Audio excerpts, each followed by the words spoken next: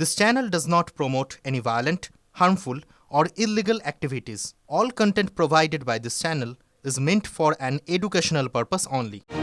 বাংলাদেশে একের পর এক সংখ্যালঘু হিন্দুকে নৃশংসভাবে হত্যা। অন্তর্বর্তী সরকারের প্রধান মোহাম্মদ ইউনূস দুঃখ প্রকাশ করেছেন। গর্জে উঠলেন শেখ হাসিনা। ফের চলছে ঢাকা অস্থির পরিস্থিতি বাংলাদেশে। দেশের বাইরে থেকে বসে ইউনূস সরকারকে দুষলেন প্রাক্তন প্রধানমন্ত্রী শেখ হাসিনা।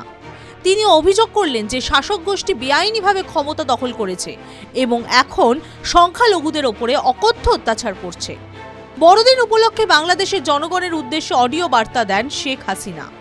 বড়দিনের শুভেচ্ছা জানিয়ে এই কথাও মনে করিয়ে দেন যে বাংলাদেশ সর্বদা সাম্প্রদায়িক সম্প্রীতির উদাহরণ হয়ে থেকেছে। হাসিনা বলেন, এই রাষ্ট্রের পিতা বঙ্গবন্ধু মুজিবুর রহমান একটি সাম্প্রদায়িকতা মুক্ত বাংলাদেশের স্বপ্ন দেখেছিলেন। বাংলাদেশ আওয়ামী লীগ সেই স্বপ্নকে পূরণ করেছিল এবং নিশ্চিত করেছিল যে সব ধর্মের মানুষ যাতে শান্তিতে বসবাস করতে পারে।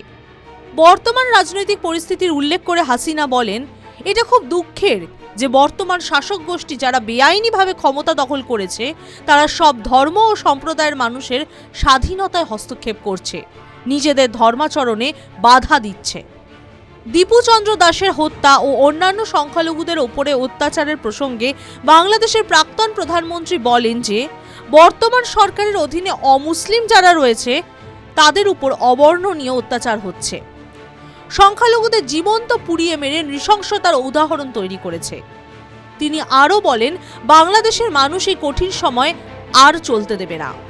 এই বড়দিনের আনন্দ বাংলাদেশে খ্রিস্টান ও অন্যান্য ধর্মের মধ্যে সম্প্রীতি বাড়াবে, অন্ধকারের শেষ হবে।